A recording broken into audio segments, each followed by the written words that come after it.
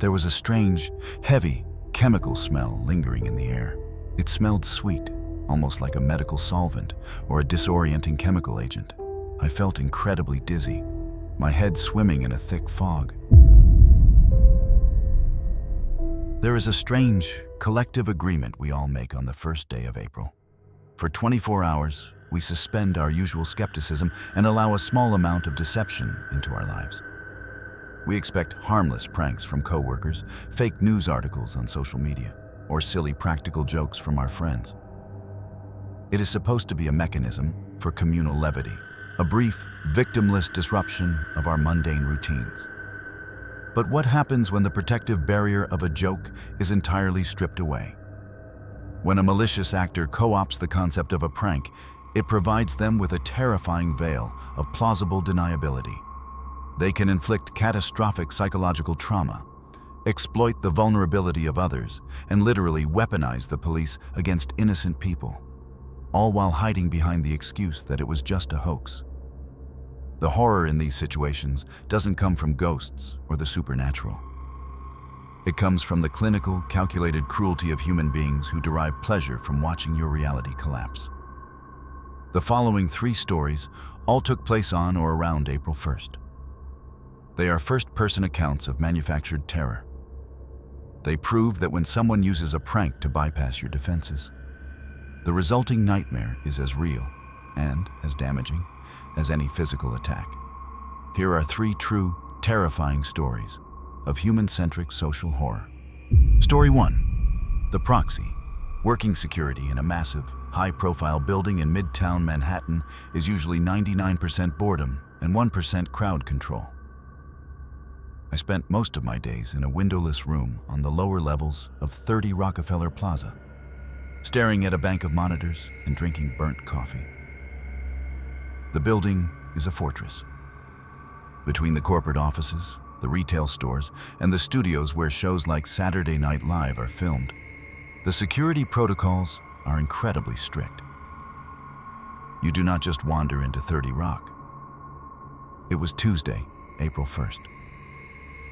The morning shift started exactly like any other. The weather outside was typical New York spring, overcast, slightly damp, and freezing in the shadows. I was sitting at the dispatch desk around 10 a.m., logging vendor deliveries and waiting for my lunch break. The usual hum of the control room was oddly comforting. We deal with weirdos all the time. Tourists trying to sneak into the studio levels, people holding weird signs on the plaza. It's part of the job.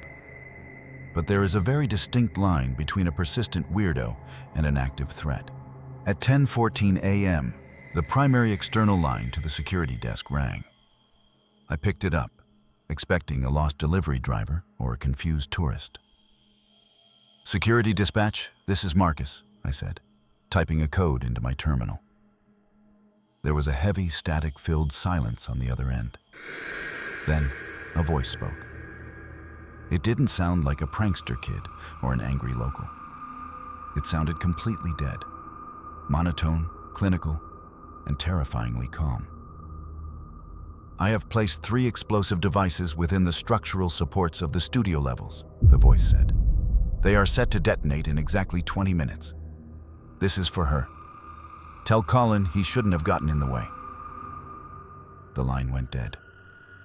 My stomach completely dropped. The reference to Colin was an immediate, glaring red flag. Colin Jost, the SNL anchor, was married to Scarlett Johansson. We had a thick file in the security office regarding a known, obsessive stalker who had been aggressively targeting the actress for months.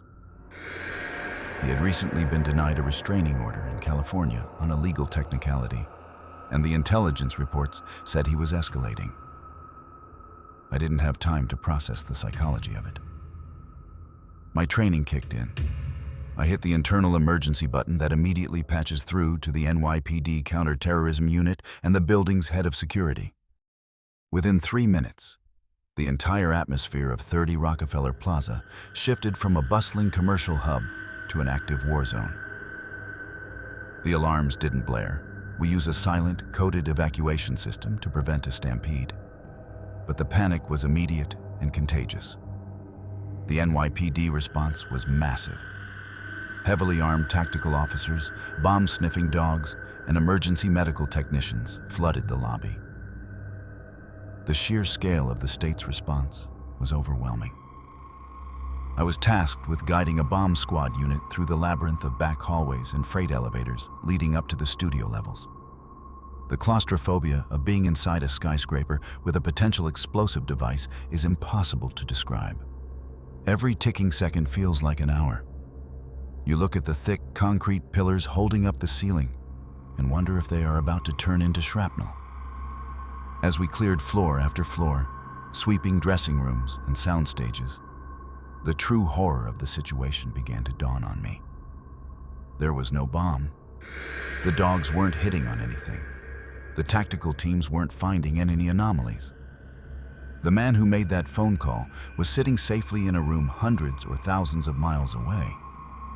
He had failed to get to his primary target physically, so he had pivoted. He had weaponized the New York Police Department. By simply making a phone call, he had orchestrated a massive, terrifying disruption of his target's husband's workplace. He was using the police, the bomb squad, and the fear of thousands of evacuated employees as his own personal puppets. It took 4 agonizing hours to clear the building. Thousands of people had been pushed out onto the freezing streets, terrified, calling their loved ones. Emergency resources had been drained from the entire borough to secure our building. Later that evening, the news broke. The NYPD had arrested a 48-year-old man named Michael Branham. It was the stalker. He had called in the bomb threat as a twisted, sadistic prank, a hoax designed to exert control and inflict terror without ever having to step foot in New York. He even called in a similar threat to a college in Connecticut just to maximize the collateral damage. They charged him with falsely reporting an incident and making a threat of mass harm. But the word hoax doesn't cover what he actually did. For those 4 hours, the terror we felt was completely real. We were bracing for our own deaths. This guy realized that in the modern world, you don't need a weapon to inflict mass trauma. You just need a phone, a sick obsession, and the willingness to turn the entire 911 emergency system into your own personal weapon. To this day, whenever the phone rings at the dispatch desk, my heart skips a beat, waiting for that dead, monotone voice to tell me my life is about to end. Story 2. The Simulation. I live in Grand Junction, Colorado. It's a relatively quiet city, surrounded by incredible natural landscapes. The kind of place where the biggest daily stress is usually just the afternoon commute on Orchard Avenue. It was April 1st, a Tuesday afternoon. I had just gotten off a long shift at the regional hospital where I work in administration. I was exhausted, driving my sedan down the 2,200 block of Orchard Avenue around 3:15 p.m. The sun was shining. I was listening to a true crime podcast, and my biggest concern was figuring out what to thaw out for dinner. Traffic was moving at a steady 35 miles an hour. It was a perfectly mundane, ordinary afternoon. The kind of afternoon where your brain is on autopilot. The first sign that something was wrong was the screech of tires. 2 cars ahead of me. A silver SUV slammed on its brakes so hard that a cloud of blue smoke erupted from its tires. The car directly in front of me swerved violently to the right, hopping the concrete curb and crashing into a meticulously manicured suburban lawn. I slammed my foot on the brake pedal, throwing my arm across the passenger seat out of pure instinct, stopping just inches away from the bumper of the SUV. I laid on the horn, assuming it was a drunk driver or a medical emergency. I rolled my window down slightly to see what was happening. The woman in the SUV ahead of me had her door thrown open. She wasn't looking at the cars. She was screaming hysterically, pointing toward the sidewalk on the left side of the avenue. "He's got a gun! Get down! Get down!" The blood in my veins turned to ice. In modern America, those are the words you pray you never have to hear in a public place. I looked toward the sidewalk. Standing near a bus stop, completely exposed in the afternoon sun, was an adult man. He was wearing dark clothing and a baseball cap pulled low over his face. And in his hands, he was holding a long, black tactical rifle. My brain simply stopped functioning. It was a complete neurological system failure. I couldn't process the reality of what I was looking at. The man wasn't just holding the weapon, he was actively raising it. He tucked the stock into his shoulder, tilted his head to look down the iron sights, and pointed the barrel directly at the line of stopped cars.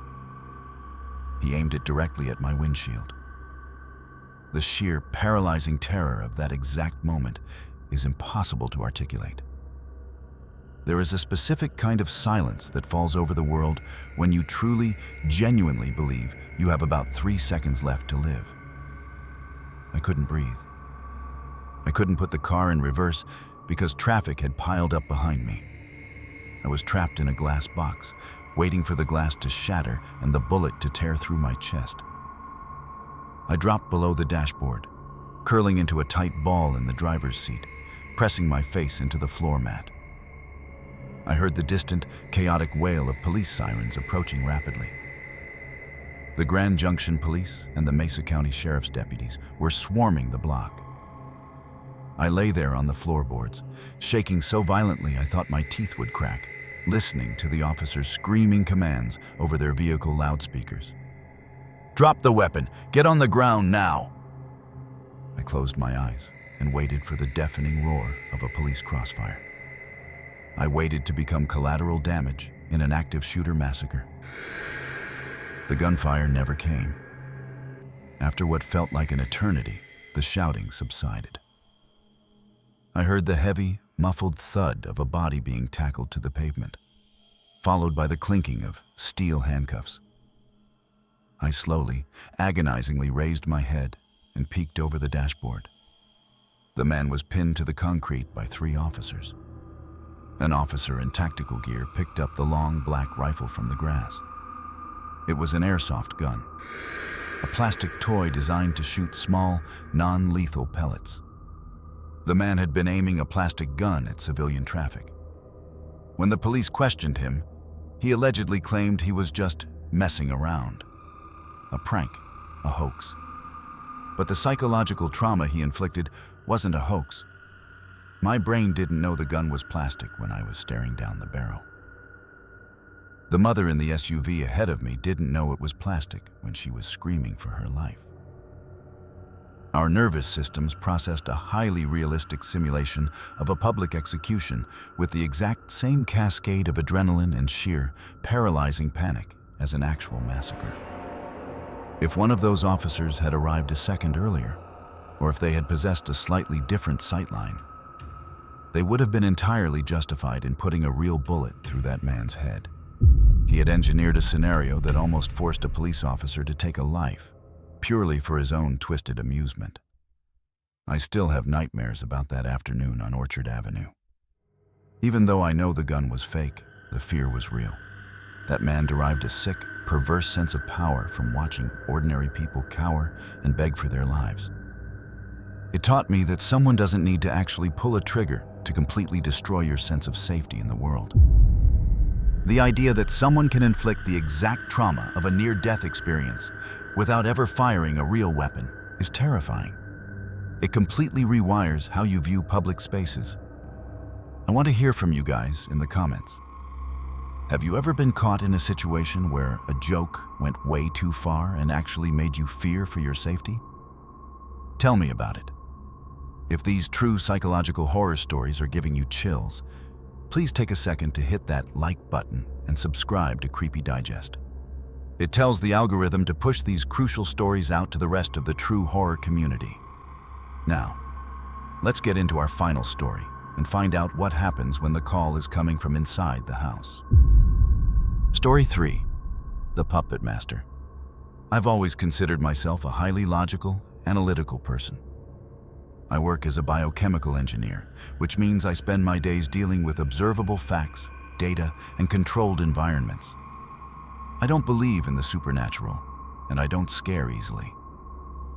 My husband Daniel used to joke that my brain was a computer. We lived in a quiet, affluent suburb of Broomfield, Colorado.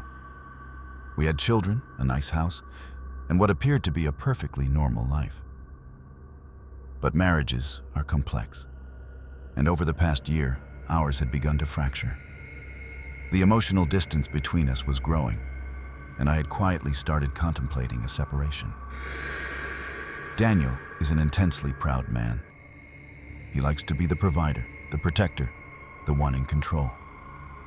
When he sensed me pulling away, he didn't suggest counseling. He didn't ask what was wrong. Instead, things in our house started to get very, very strange. It started in late November. I was sitting in my home office, reviewing some lab reports, when my phone buzzed with a text from an unknown number. "I see you working late. You look tired." I frowned, assuming it was a spam message or a wrong number. I deleted it. The next night, I was at the grocery store. My phone buzzed again, same unknown number. "You should buy the red apples instead. They look sweeter." I stopped dead in the middle of the produce aisle. The hair on the back of my neck stood up. I spun around, scanning the faces of the shoppers around me, but everyone was just going about their business. Someone was watching me. I rushed home and showed the messages to Daniel. He immediately went into hyper-protective mode. He held me, told me he wouldn't let anyone hurt me, and promised to take care of it. Over the next few days, he installed new deadbolts, put security cameras on the front and back porches, and insisted on walking me to my car every morning. But the messages didn't stop. In fact, they escalated. "He can't protect you forever. I like the new cameras, but they have blind spots." The person texting me knew details about my life that only someone incredibly close to me would know. They knew my schedule, what I wore, and the layout of our house. I was terrified. My highly analytical mind was breaking down under the weight of constant, relentless paranoia. I couldn't sleep. I jumped at every shadow. I became completely dependent on Daniel. I clung to him at night, terrified that this unhinged, violent stalker was going to break through the windows. Daniel had become my absolute savior. We were united against this unseen, terrifying enemy. One night, the terror breached the physical walls of the house. I woke up around 3 a.m. Daniel was asleep next to me. The room was pitch black, but there was a strange, heavy, chemical smell lingering in the air. It smelled sweet, almost like a medical solvent or a disorienting chemical agent. I felt incredibly dizzy, my head swimming in a thick fog. I checked my phone on the nightstand. There was a new message. "You sleep so deeply. I was closer than you think." I screamed, waking Daniel up. We searched the entire house, but all the doors and windows were locked from the inside. The security cameras showed nothing. The stalker was somehow inside the house, slipping past every defense, leaving me completely incapacitated and vulnerable. But as the days went on, my engineer's brain started to claw its way back through the panic. The stalker's ability to bypass the cameras didn't make sense. The locked doors didn't make sense. The only way someone could know the exact blind spots of the cameras was if they had installed them. I decided I needed hard data. I couldn't rely on the police to trace a spoofed phone number quickly enough. While Daniel was at work, I logged into our home network router. I wanted to see if the stalker was somehow sitting outside our house, piggybacking on our Wi-Fi to send the messages. I pulled up the network logs, cross-referencing the timestamps of the terrifying text messages with the active devices on our network. I sat at my computer desk, staring at the screen until my vision blurred. The data was undeniable. The IP addresses originating the anonymous, threatening emails and the network pings associated with the spoofed text messages weren't coming from an external threat. They were coming from inside the house. They were originating from Daniel's personal laptop and his secondary work phone. The reality of what I was looking at crushed the air out of my lungs. There was no stalker. There was no unhinged ex-boyfriend. The entire thing was a meticulously crafted, psychotic hoax. Daniel had noticed me pulling away. Instead of addressing the marriage, he decided to play puppet master. He manufactured a terrifying, external threat to break my mind, make me completely vulnerable, and force me to rely on him for protection. He was terrorizing me during the day, just so he could hold me and play the hero at night. The chemical smell in the bedroom? He had administered it himself while I was sleeping, just to make me believe the stalker had breached our sanctuary. It was the ultimate form of coercive control. He had built a psychological prison around me, and he held the only key. I heard the sound of tires crunching on the gravel driveway outside. Daniel was home from work early. I quickly closed the browser window and stood up. My heart was hammering a frantic, terrifying rhythm against my ribs. I realized with absolute horrifying clarity that the man walking through the front door wasn't my protector. He was the monster who had been torturing me for months. And the fundamental weakness of any psychological hoax is that when the puppet master is exposed, when the illusion shatters and they lose control, they usually resort to physical violence. I heard the front door open. "Crystal?" Daniel called out, his voice echoing up the stairs. "I'm home. Is everything okay?" I backed away from the desk, looking around the room for anything I could use to defend myself. "I'm up here," I managed to say, my voice trembling.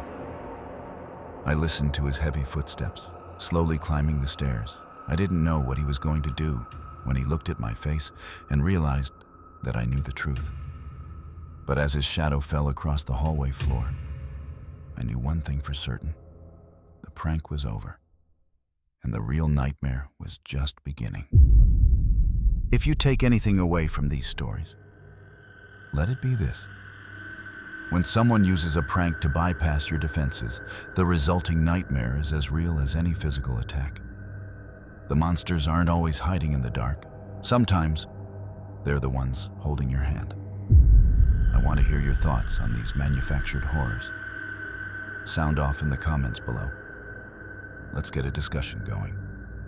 If you have your own true terrifying encounters with fake stalkers, swatting, or the dark side of human manipulation, please send them to the email in the description below. Don't forget to drop a like and subscribe to Creepy Digest so you never miss an upload. Sleep well, and thanks for watching.